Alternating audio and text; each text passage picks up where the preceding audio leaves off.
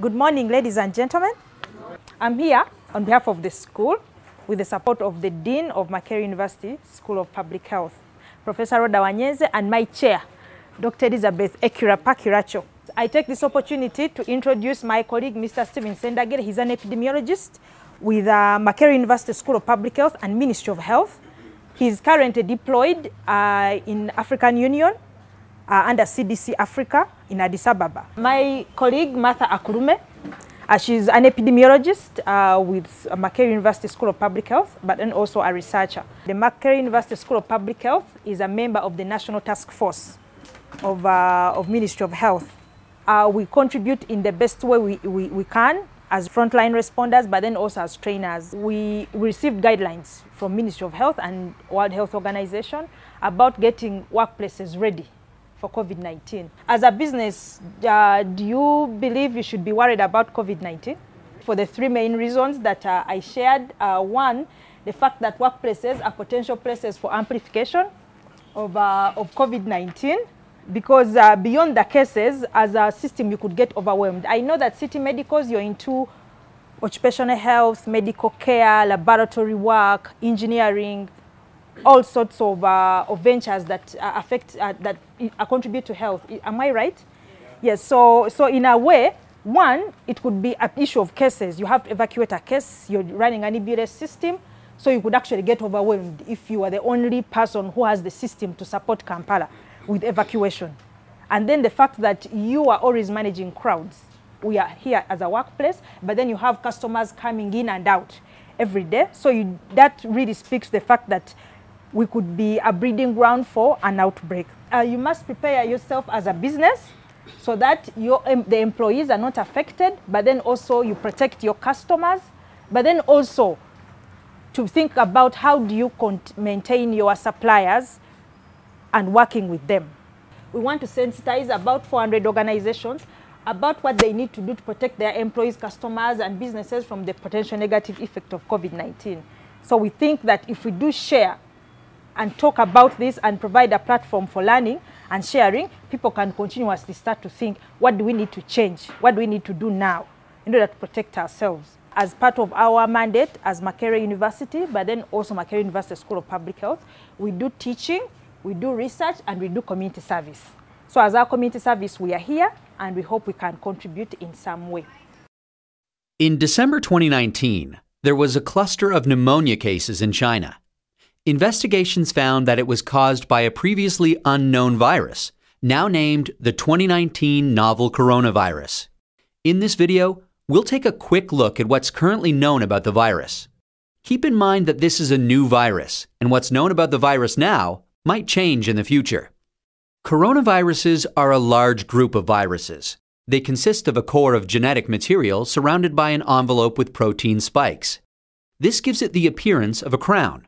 Crown in Latin is called corona, and that's how these viruses get their name. There are different types of coronaviruses that cause respiratory and sometimes gastrointestinal symptoms. Respiratory disease can range from the common cold to pneumonia, and in most people, the symptoms tend to be mild. However, there are some types of coronaviruses that can cause severe disease. These include the severe acute respiratory syndrome coronavirus, first identified in China in 2003, and the Middle East respiratory syndrome coronavirus that was first identified in Saudi Arabia in 2012. The 2019 novel coronavirus was first identified in China. It initially occurred in a group of people with pneumonia who'd been associated with a seafood and live animal market in the city of Wuhan. The disease has since spread from those who were sick to others, including family members and healthcare staff. There are many cases at present, and the disease has spread within China and also to a number of other countries. So, where did the virus come from? It's known that coronaviruses circulate in a range of animals. Sometimes these viruses can make the jump from animals to humans. This is called a spillover and could be due to a range of factors such as mutations in the virus or increased contact between humans and animals. For example, MERS-CoV is known to be transmitted from camels and SARS-CoV from civet cats. The animal reservoir of the 2019 novel coronavirus is not known yet. How is it transmitted? The exact dynamics of how the virus is transmitted is yet to be determined. In general, respiratory viruses are usually transmitted through droplets created when an infected person coughs or sneezes, or through something that has been contaminated with the virus. People most at risk of infection from the novel coronavirus are those in close contact with animals, such as live animal market workers, and those who are caring for people infected with the virus, such as family members or healthcare workers. So, how does the disease present? Well, from what is known so far, there can be a number of symptoms ranging from mild to severe. There can be fever and respiratory symptoms such as cough and shortness of breath. In more severe cases, there's been pneumonia, kidney failure, and death. The mortality rate is not known yet. How can we tell whether someone is infected? The infection can be diagnosed by a test called PCR, or polymerase chain reaction. This test identifies the virus based on its genetic fingerprint. There's currently no specific medication for the virus, and treatment is supportive care. There's currently no vaccine to protect against the virus. Treatment and vaccines are in development. How do we prevent transmission of the virus? This new virus currently has a limited geographic spread.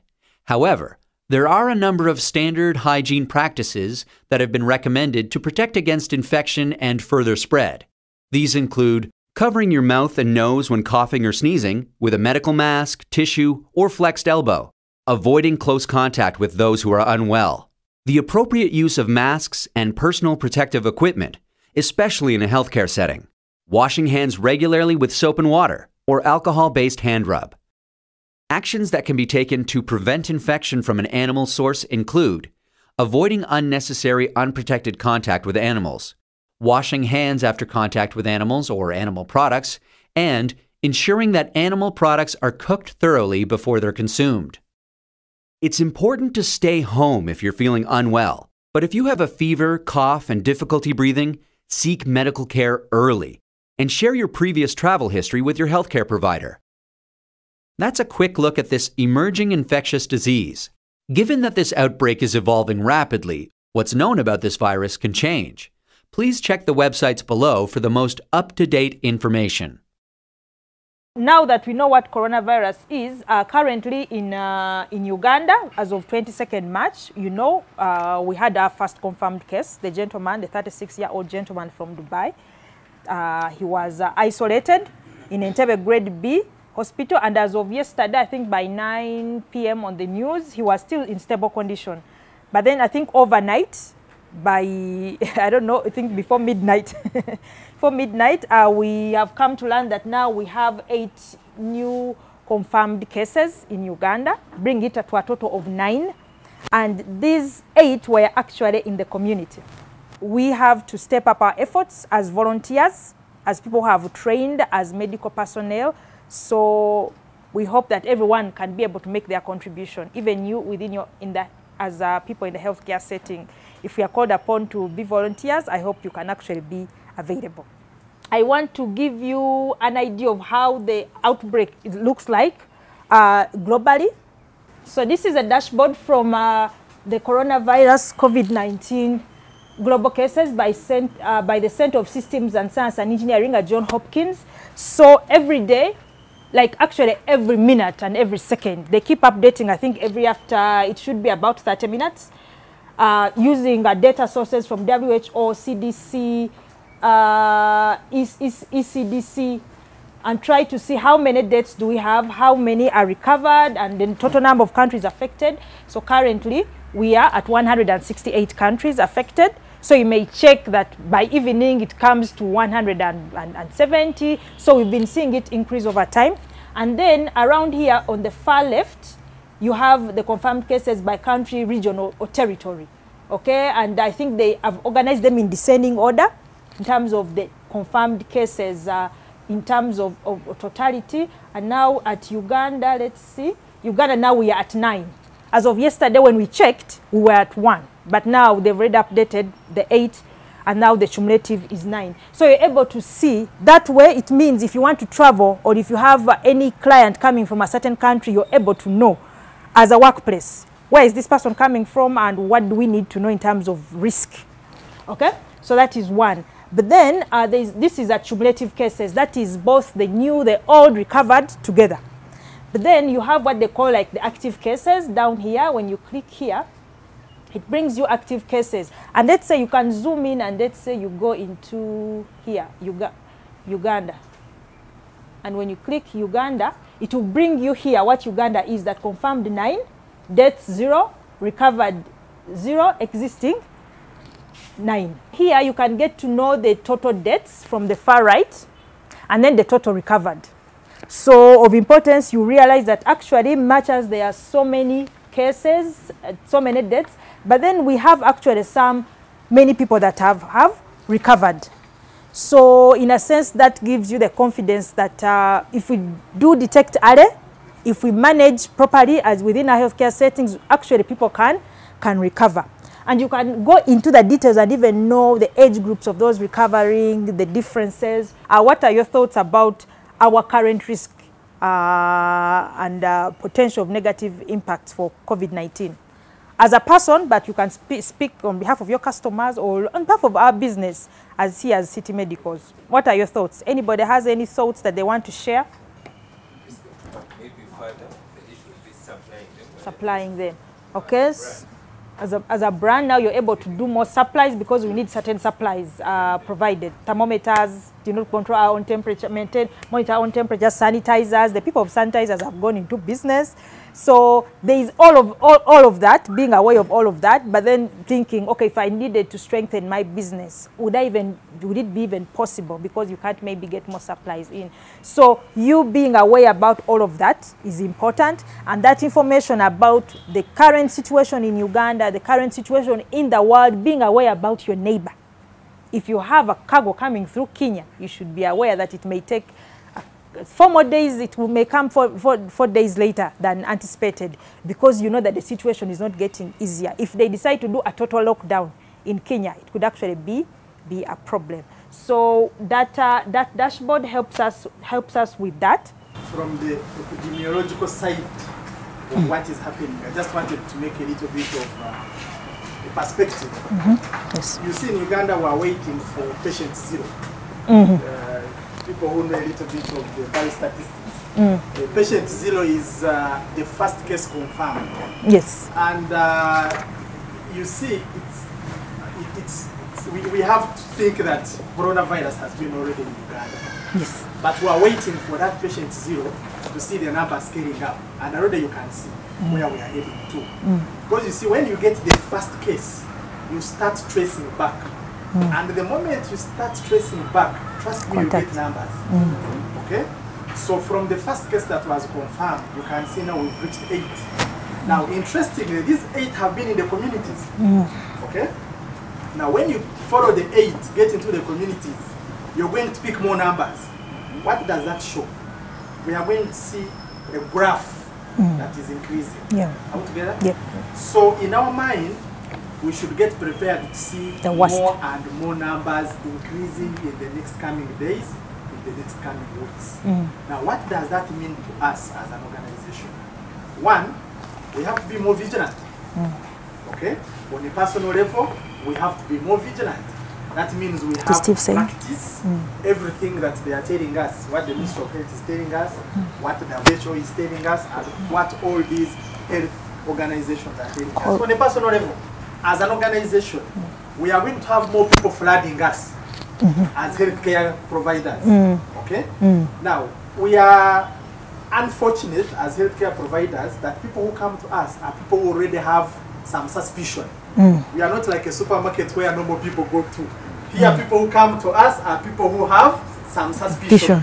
So which means we are at a very high risk of seeing more cases coming to us. So as an institution, we need to have that in our mind.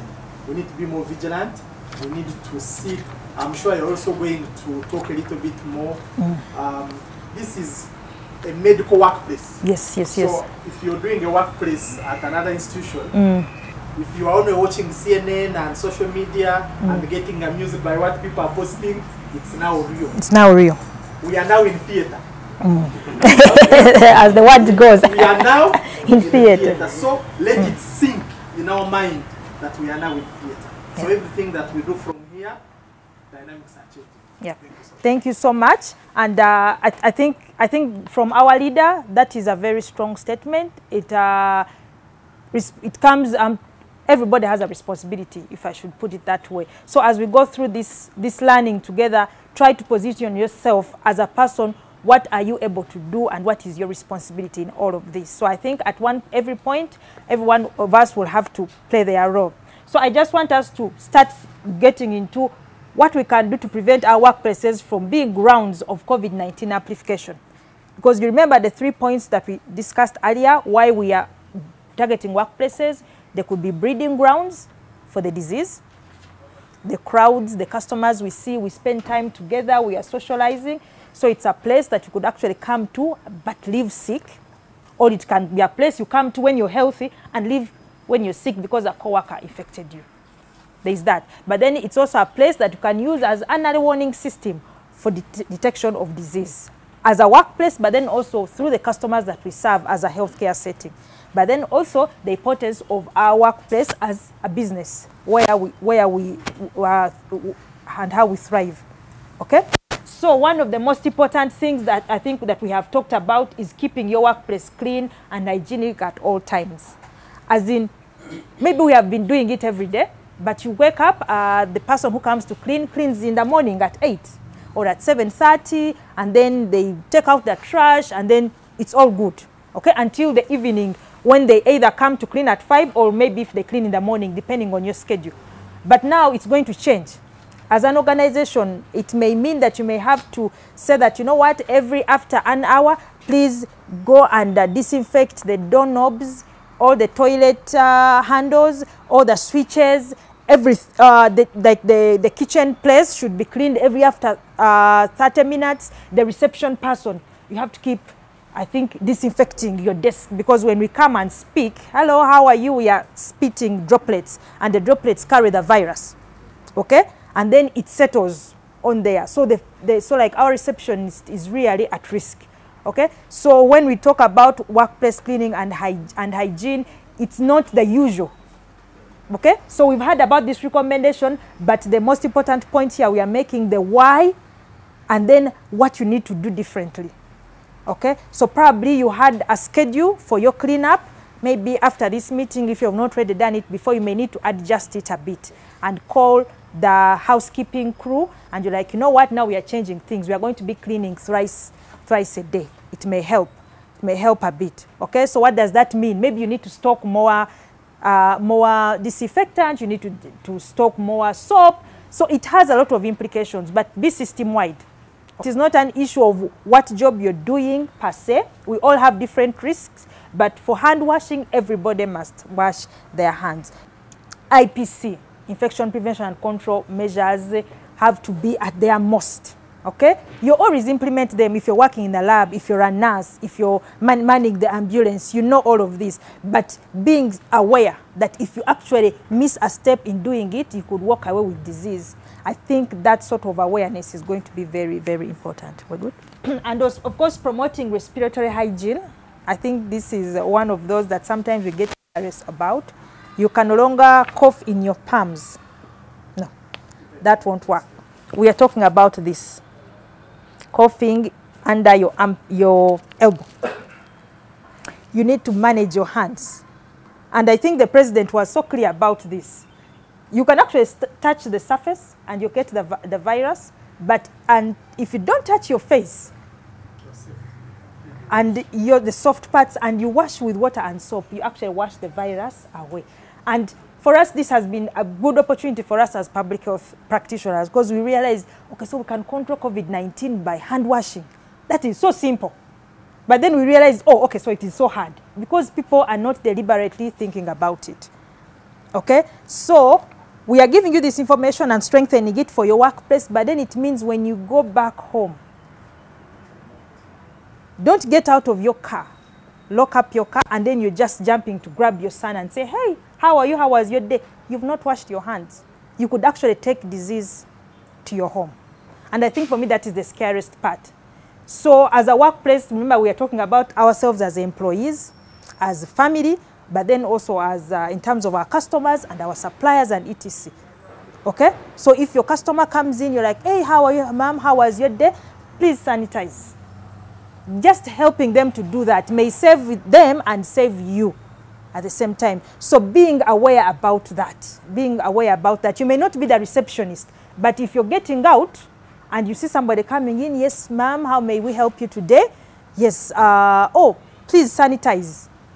You get it? So you're saying it even if it's not your job, but you're encouraging everybody, you're telling everybody, and you're being responsible for your workplace, because if you don't protect your workplace, somebody could come in and bring in infection.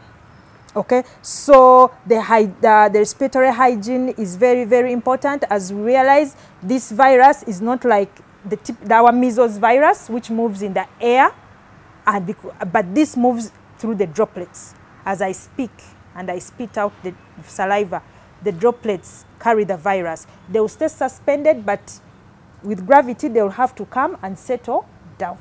For our human resources, for health, you need to be able to track your employees who came in today and who did not. Because the one who did not may be out there because they are sick. And please allow them to be off if they are sick. Before, when things were normal, if you don't show up to work because you're sick, I would have to ask so many questions and even probably tell you to come and show yourself to me to prove that you're sick. Maybe, maybe not. But the point here is that if you're sick, if anybody is sick, encourage them to stay at home and immediately inform your employer or health provider of any sick employees. So those go together. Okay? And of course, avoiding unnecessary travel within the country and practicing prevention measures of screening and isolation upon return. And I think our president has made our lives easier. He just grounded all the planes. No one can, fly out. Nobody can fly in. For now, you may need to suspend your travels and stay safe. And if you do travel, as a workplace, we may have to say no. Stay away until the 14 days are over for your self-isolation. So that is important. So this helps us prevent our workplaces from being breeding grounds of grounds for amplification of COVID-19.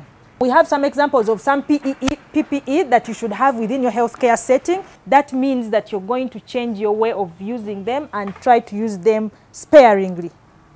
You don't have to be in a face mask the whole day. That is not the science. The science does not prove that one of the control measures for you to prevent is walking around in a face mask. Yes, it is not. The science doesn't show. Unless you're dealing with one uninfected person or for you have been infected. But otherwise, continuously hand washing and of course keeping the 3 feet, 1 meter, 3 feet away so that as I speak, the virus droplets don't land on you, because it's possible. You use social distancing and you continuously wash your hands, you can actually protect yourself. So that means that the little supplies you have here at City Medicals, you can use them sparingly, okay? Or you can devise means of how to use them sparingly. That way you don't consume the little supply that you have. Stephen, did you hear the question? Hello. Yes, so there's a question here from our director that is asking, how do you disinfect PPE like the N95? Is there a way you can use it sparingly, disinfect it, use it for not just for one time, but multiple times? What is the guidance like from WHO and CDC? Do you have any ideas? All right, so about disinfection of PPE. Louder. I can't get it. About disinfection of PPE. Yes. We know that some PPE is single use, and we know that some other types of PPE can be used multiple times. Yes. If the Ministry of Health guidelines say N95 is not among those, what can we do to use the available masks sparingly? Which sort of risk dynamics should we apply, or a model of risk assessment should we apply? Any ideas from WHO? I need to structure you so that, yeah. Yeah, so even if you're in a healthcare setting, Yes. we all don't need to use N95 masks. Yes. I know many of the colleagues around there are aware that N95 is appropriate where there are aerosolization processes. Okay. And I know Dr. Hamilton can explain. Aerosolization process. Okay. Okay, let me... So what he says that currently there are some guidance from USA that for them you can reuse the N95 if you do disinfect it, wash it, dry it up. But the Ministry of Health guidelines of Uganda have not indicated that N95 is among those masks. They're encouraging use by spare the use of N95 only in times when you're doing aerosolization procedures that require aerosolization, probably when you're putting a patient, I think, on oxygen or putting them on a ventilator or something, procedures that will require the increase, high risk procedures. So they are saying that now use the normal surgical masks for other procedures for people who are in the healthcare setting. I know there are all these guidances on how to use the PPEs, but people don't seem to feel contented with the guideline. For example, we are doing it's not contact tracing. We are doing follow-up for travelers who have come in the country from high-risk areas as part of the emergency response to check on them, and we are doing a daily check, temperature, and also doing symptomatic screening. Now, what sort of PPE should we have when we are interacting with such clients? They don't have any symptoms, but they have traveled from high-risk areas and they are under self-quarantine. Of course, the WHO says if, like Doreen was saying, do social distancing, you don't need a respiratory mask. Okay, we are saying, okay, but still we need to be sure. Okay, if we are put on respiratory mask, do we use the surgical mask, use N95? Yes, N95 is a high specification respiratory mask. Do we dispose it, especially looking at the scarcity of supplies? What is your experience? What are you guys as Minister of Health, especially what are you telling the health workers? As a member of the IPC Case Management Committee, we are following WHO guidelines on the use of PPEs. You know, there have been a lot of misuse of these PPEs. We have been moving around Kampala to find N95. I'm seeing people in the garages with N95. On border with N95. But N95 is supposed to be used at the triage or screening area. And this surgical mask should be given to a suspected case. When someone is suspected,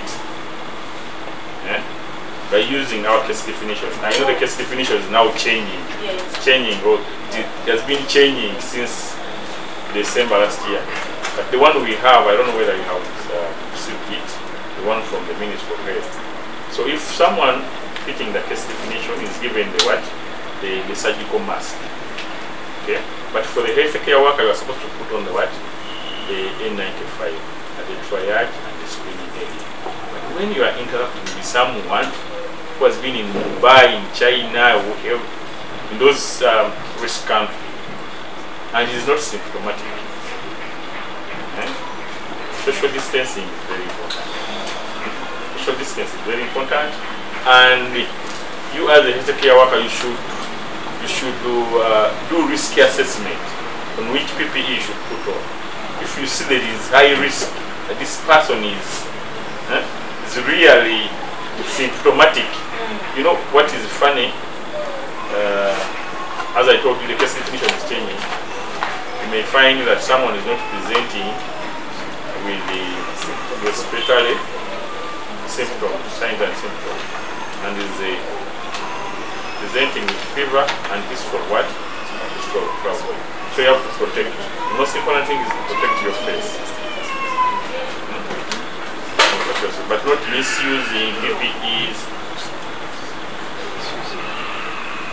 In relation to IPC, you know, But it is a single use. Okay. You have to dispose it. All right. This is A95. Yes. We have two types of A95. We have this cup shaped and another one which is cone shaped. But this one is better because it anchors very well. So when you see this metallic thing, it means it's towards the what? The nose. You just get these strings. Whether you are left-handed or right-handed, use your hand and you put it here. You get the lower strip. This is the lower strip, this one. Below the what? Below the ears. And this one up. So that it can anchor very well. You don't want to put them all above the what? The ear. Because anything can happen and they what? They come out. Then you organize this depending on the size of the what? The nose. Now that mine is small, okay? Then you can use it, but it is uncomfortable. But you can imagine you can't use it the whole day, isn't it? But if you are within the hospital or the screening area, you can always relax yourself after seeing after screening, then you put it back. Okay? Put it back while working. But you can't reuse it the following day. Because after date is now contaminated. It's contaminated in and out. Inside and out and out. Then removing it. We have had so many guidelines on removing this, but remember now the hands are contaminated. The hands are contaminated. When you are using gloves and you are using also this, we remove this before we remove the glove. But we decontaminate our gloves with 0.5 chlorine after. You clean your glove hands with 0.5, not 0.0, but 0.5, which is used to disinfect surfaces. Then you can get. Can you sanitize if you don't have 0.5? You can sanitize After removing the glove. Then you can take this, okay? You can take this out of the what? Yes. And then get this one. Or you get this and lower. Okay? You leave it there. Then you go for this one. Pull up and outwards. Then this one goes down and you dispose of. This business of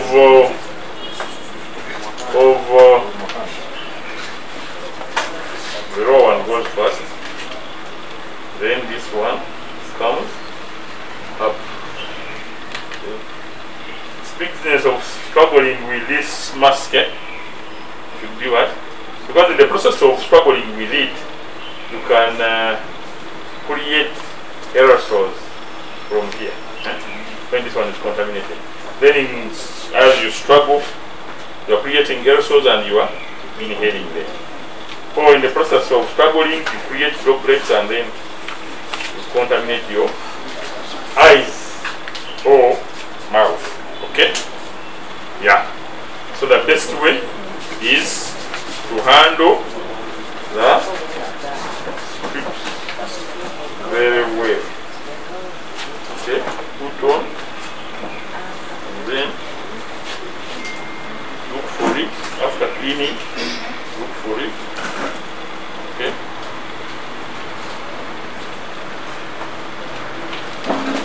Then look for this one up.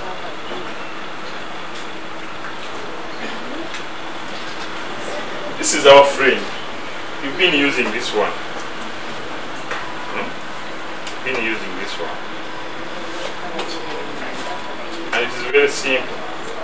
This one is used especially in the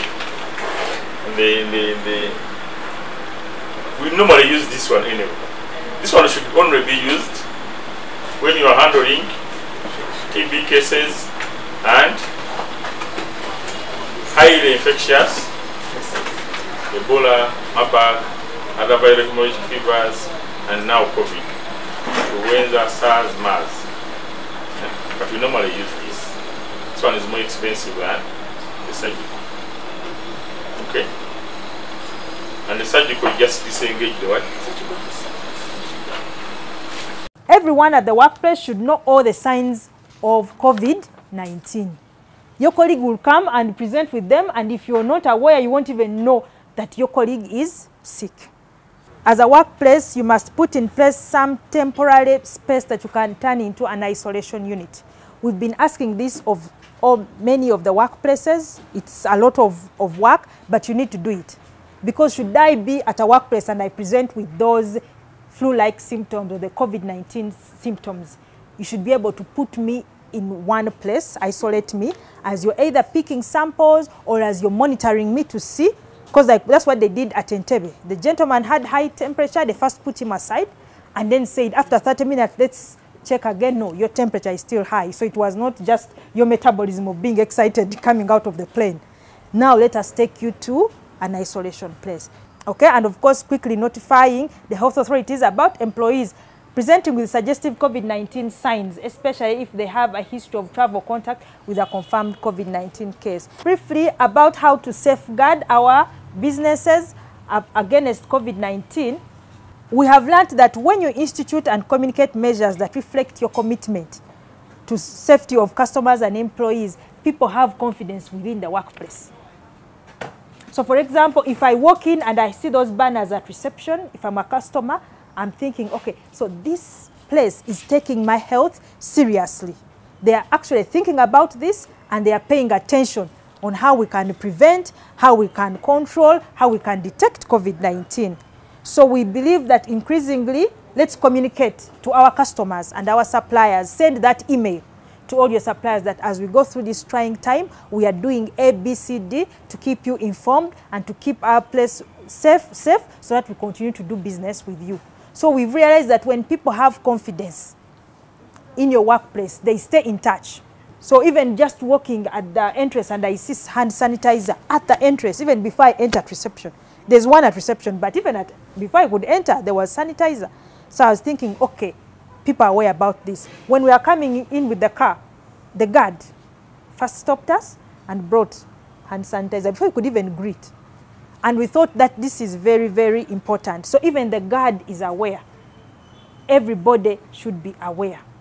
Develop a plan for evacuating any suspects. We have talked about it before as an early warning system, but it's one thing to detect the case, but if you don't manage it well, another person could be infected. So I don't know, do you do any outpatients here? Any outpatient work here? Because somebody could come to outpatient department normally thinking it's malaria, but then when you do the screening as a doctor or a clinical officer, there's something suggestive of COVID-19. So if that is true, the plan that you have in isolating and evacuating could mean that you could infect yourself or you could infect more people. You need to do a contingency plan. So really, all those steps that you have to go through to anticipate if COVID-19 came, what does that mean to us? Then what would we do? And what do we do to mitigate the negative impacts? You need to start thinking about that within our different departments, our different sectors. We need a contingency plan because it could come to the point where we say we actually need to lock down.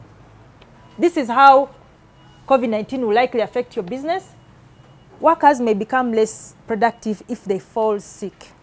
So in your contingency plan, start to think about it that way. If you woke up and half of your workers, one of them gets sick, now the others become contacts.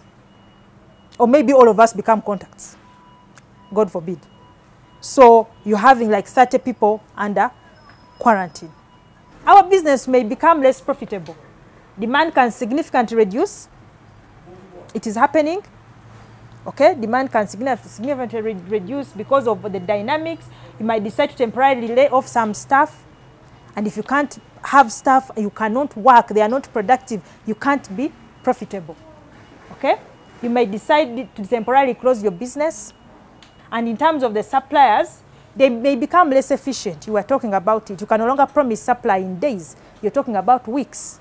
Some of them say, after the 32 days, that's when I can really promise anything, because everything is unpredictable. Develop your preparedness and response plan. Prepare and implement the basic infection and prevention measures. We've talked about those. Develop policies and procedures for identification and isolation. These are at strategic level. These are really strategic level decisions. Develop and implement and communicate about the workplace flexibilities and protections. If you're sick, don't come to work. Inform us. If your person is sick at home that has COVID-like symptoms and you're not sure, please don't come to work, but inform us. So you're going to have to be a bit flexible. I don't know if your human resource manager is here. Okay? So trying to work around that, implementing workplace controls and follow guidelines instituted by Ministry of Health. I know I've said a lot, but just remember this at the end of the day. The action planning tool as a management tool where you say, this is our goal and these are the actionable, tangible actions we are going to implement within this time frame. I encourage you to use it if you don't have any other tools that you use as an organization for your planning, but the action planning tool is very important. It makes you think about the actionable items. So the question is not whether COVID-19 will have a toll on your business or not. It is actually going to have a toll on your business. It's no longer a question. So putting the recommendation in place will dictate the extent to which the business will be affected. So if you put IPC and control infection, it means that none of you will get sick. None of you will have to stay at home. All of you will stay productive. You will stay productive for your business, but then also for your homes. So that's what it may mean. So it's no longer a question of whether it's going to affect you or not, but what can you do at your level within your capacity. So what we have discussed can constitute some sort of contingency plan for COVID-19. You can use those guiding points as your contingency plan. But then we are happy to work with you to develop a detailed contingency plan. I have a link here. It will take you to the OSHA.gov publication on how to develop a contingency plan. It is a CDC guideline, a very structured one. If you have the time and you can follow through it, it can actually get you to think about what engineering controls can I put, administrative controls, IPC controls. It is structured in that way. That way you can protect your business in a holistic way. So that's what we had to share with you in terms of your workplace safety, how you can protect your workplace, but also protect yourself in that sense. And we have the detailed modules. Okay, thank you so much. On behalf of City Medicals and City Ambulance, we are two organizations, two in one. City Ambulance is an ambulance service provider. City Medicals, we are a healthcare provider. So we are two groups from City Medicals and City Ambulance. City Medicals also has a branch in Hoima, a hospital in Hoima called City Medicals Hoima. So we have members from City Medicals Hoima here who have joined us, headed by the administrator, Mr. Ham. So we are very privileged for Makere to come here. You know, we've been talking about these things, but you know, human nature is that when you always listen from the same person, information tends to be not briefed. So we decided to bring in our colleagues from Makere. I know Dr. very well, I was with him in medical school, so that you can also hear from experts. And good enough, these guys are at the forefront of the fight for this disease, so they are more informed than us who are on the ground. So we thank you so much, and we are very grateful. We shall keep in touch. Yes. We want to keep engaging you, especially now that it's getting out of hand. And when we call on you, please respond. Yes. So thank you so much. Thank you. And I think we are more informed, right? Yes. We seem to be more comfortable. Okay? So have a nice day, and we keep safe. Yes.